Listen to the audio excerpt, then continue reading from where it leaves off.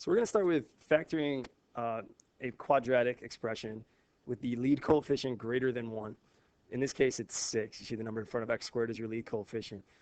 There's several ways of doing this. We're going to go through 3 today. The first of which is called boxes or Punnett squares. And this is the one that probably most students are familiar with.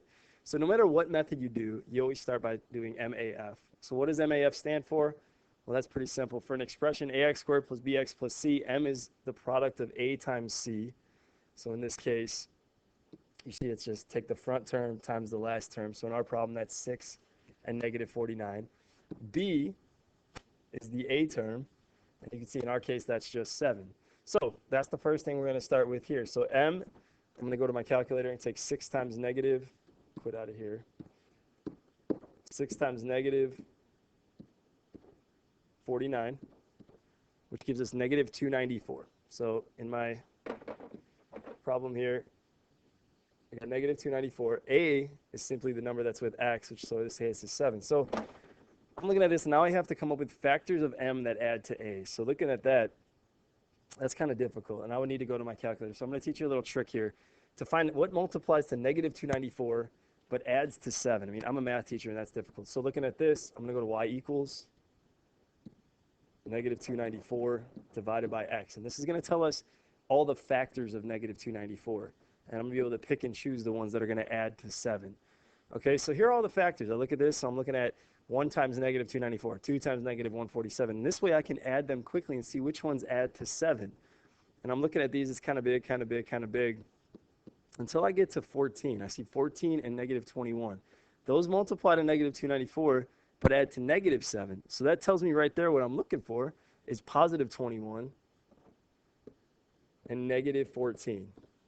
So that's the process there. So this is what I got. So I got f is positive 21 and negative 14. Again, that's probably the hardest part about this whole process is coming up with what f is. Once you do that, the box method consists of this. So I'm going to take my box. I'm going to put my information in. Okay, the first box you fill with the leading term. The last box you fill with the constant term. Okay, the f that you found is what goes in the other 2 boxes.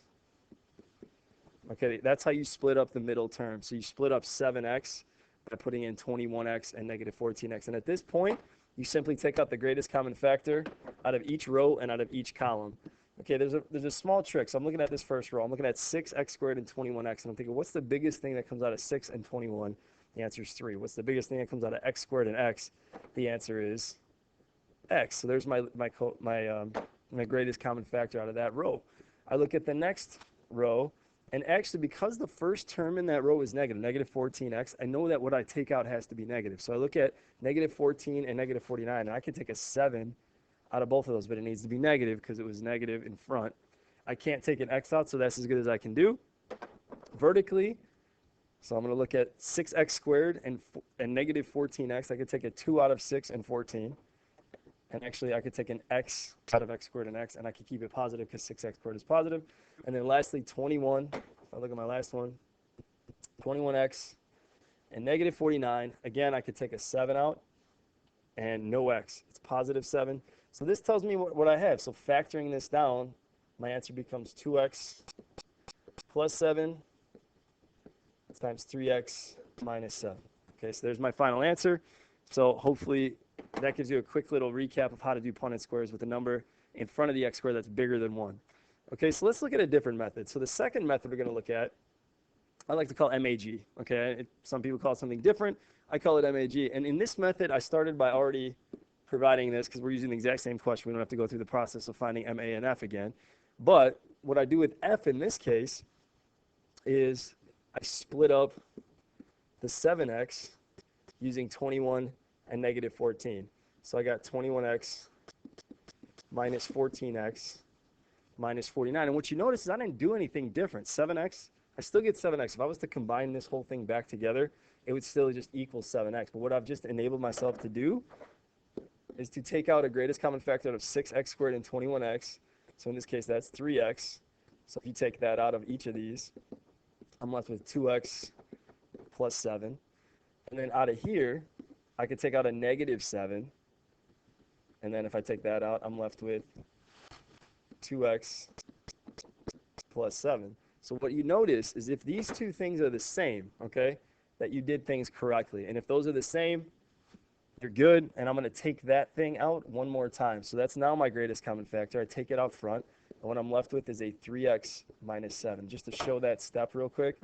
When I take it out, basically, again, you take it out, you divide both terms by 2x plus 7. It comes out front just like any GCF. And I'm left with 3x minus 7. So my final answer is exactly what we had last time, 2x plus 7 times 3x minus 7. The last method I call MAF, because some teachers will call it something different. But what MAF consists of is writing this out in your parentheses right away. Okay, so you get this. But you know that's not right because x times x is 6. It should be 6x squared, but it's x squared. It's not 6x squared. So what you then do, you have to divide each of these by the leading coefficient, reduce what you get. 21 over 6 reduces to, you can take a 3 out of each, so 7 out over 2. Reduce 14 over 6, you can take a 2 out of each, which is 7 over 3. And what you do now, it's kind of a really weird little step, but you pull your denominator out in front of the x. Now this one's a little bit more trickery than I guess maybe like mathematical, but you still end up with 2x plus 7 times 3x minus 7. MAF's kind of nice sometimes because it gets you there a little bit quicker. You don't have to do as much factoring or taking out GCFs and things like that. Any one of these ways can help you to factor 6x squared plus 7x minus 49. Hopefully this helps you. I hope you'll be able to do this on your homework.